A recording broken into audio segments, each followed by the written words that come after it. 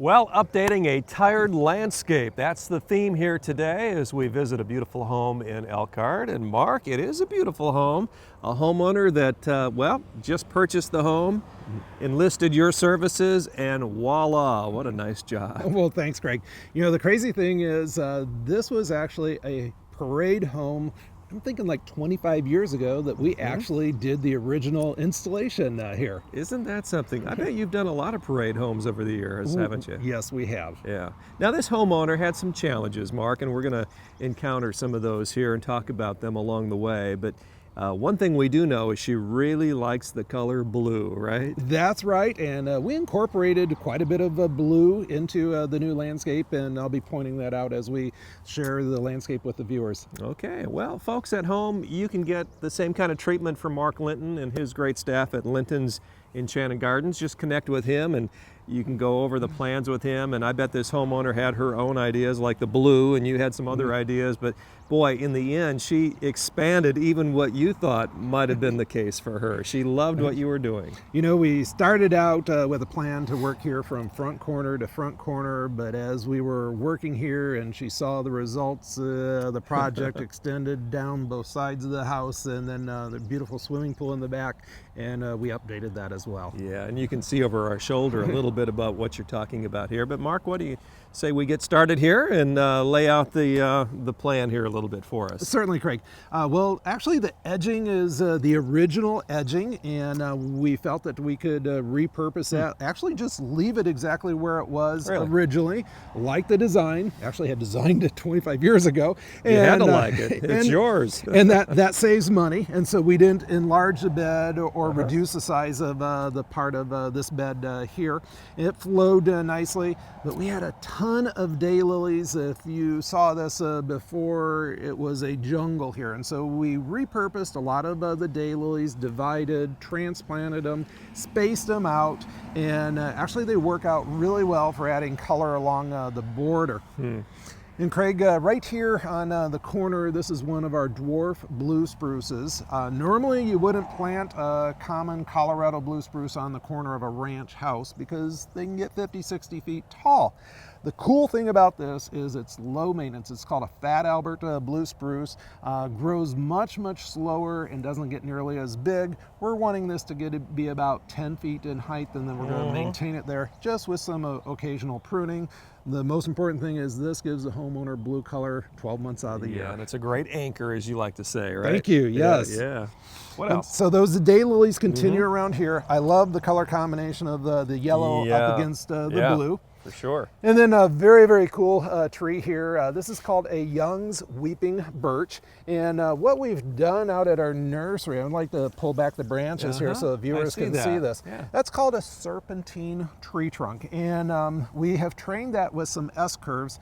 Now, it's not all that visible when the tree's leafed out, but after fall, you can really see the branch structure as well as the tree trunk there. It adds some visual interest. And you're probably wondering why we planted this tree here. I was going to ask, why, Mark, did you plant this tree here? Okay, well, the homeowner shared with me, she just purchased the home and contacted us shortly thereafter. Absolutely loved the home, except for hated one thing. What's that? Well, this window over here to the viewer's left is off center. It is. You know, dealing with feng shui and knowing about balance and harmony, and trying to do things symmetrical in that's a real challenge. And actually she was strongly considering moving that window, boarding that up and centering the window here, but I told her we could actually save her thousands of dollars, which that would do, simply by planting this tree here to fill in this gap. And when you stand back at the street and you look at the house, it works really well. This balances with that offset window. It does. I bet she loved that idea, because who in the world wants to move a window? I mean, that's a major project, isn't it? And you never get it to look exactly like the rest of the house when you start messing with it. Well, for planting a tree which cost a couple hundred bucks, she saved thousands of dollars. Yeah, exactly. Now, you talked about spacing before, and I know in basketball, spacing is important, and it's even important in landscape. And you've done such a great job. So in the very beginning, these daylilies were like just all over the place. Huh? They were. They're beautiful plants, but they had spread, they had multiplied and that, and you can have too much of a good thing. So what we did was went through and divided them up, and actually you can do that very easily with daylilies. It saved a lot of money. It gave us more bang for the buck. You know, a lot of folks have these ugly wellheads which are sticking up. We strategically planted that one directly in front of it. Does a good job of hiding and disguising the wellhead. It does. Nice job. Thank What you, about Craig. this? Well, another blue-colored evergreen here. This is our Globe Blue Spruce, low-maintenance evergreen that features that blue color 12 months out of the year. You know, of course, directly behind us is the window, and we're not wanting anything to get real large or cover it up. With some occasional pruning for the next 20 years, we'll be able to keep this below the base of the window. Nice entry here with a splash of color right on the porch. I like that. We've got to give credit to the homeowner. I figured that might have been hers.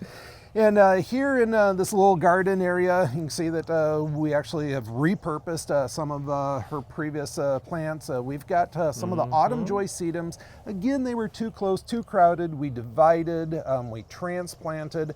These come into their glory during the fall. Big, beautiful, pinkish burgundy colored flower heads. So nice splash of fall color there. And then across the way, Mark? Oh, one of our favorites, red Japanese maple. We wanted a focal point out here, and what we had here before was a huge tree which was overpowering the house. It had served its purpose or benefit. Nice thing about this, Craig, is it's only going to reach to be about 6-7 feet in height. Just requires some occasional pruning. And then down around the base of it, again, some more blue. And these are little miniature blue star junipers. They do a great job of naturally shaping themselves, only growing a fraction of an inch each year, and kind of grows in a little mounding shape. Did you have to expand any of these beds at all out here, Mark? We did not. Again, this is the existing landscape bed, but before it was just simply too crowded. Yeah. All right. Well, what do you say we walk across the driveway, huh? Okay. And some more design ideas for the folks at home right here.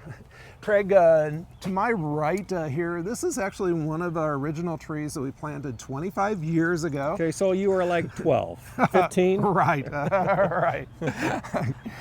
This is a flowering dogwood tree, and you know, we still see many years of use in this tree, and so we decided to keep it here. It wasn't overpowering. What we did do was enlarge the size of the bed here because it was too small compared to the size of the tree. It was no longer in proportion. And that happens, doesn't it? Oh, of course, everything grows with time in that. Again, repurposed, transplanted some of the autumn joy sedums, and then because it's shaded here, we've got some hostas as well. And then with the addition of these globe-shaped boxwood here, those are the bones of the landscape, and those continue to provide interest after the other perennials have shut down for the season. We will really appreciate the boxwoods during the fall, the winter, and the early spring time of the year. You had a boxwood over on the other side too, didn't you? We did. Yeah. We like to repeat the use of the plants. That way it ties it all in together. Okay. Another thing I wanted to share with the viewers is the blue hydrangea just to the left of the front door. Oh yeah. In full glory right now with those big, beautiful blue flowers, and that will continue to bloom throughout the summertime, again giving her a nice splash of blue color. Now, Mark, a lot of variety here, and this is just really the tip of the iceberg, isn't it, of what you have available for those homeowners that are watching right now. I mean, with your nursery and the garden center, the options are limitless, aren't they? They are. All right. Well, lots of great ideas, hopefully, for you. And if you'd like to find out more, of course, go to lintons.com. Mark, nice job. Thank you, Craig. Congratulations. Well, this is a beautiful home, and Christina, the homeowner, here with us. Christina, you have really chosen some great design here through Mark Linton, but of all of the design, what's your favorite part of what he did? I would say my favorite design part of the design is just how beautiful it turned out. I mean, they did such a wonderful job from beginning to end, and everyone just was magnificent. I just love it all. Now, you have a deep appreciation for the value that landscaping can bring to a home. Your background is in real estate. This really does add value, doesn't it? Oh, definitely. I would definitely say it adds value. If anyone's interested in adding value to their home, definitely call Mark Linton because their staff does a fabulous job. All right, Christina, thanks so much. And again, congratulations. Thank you. We'll be back with much more right after this, so stay with us.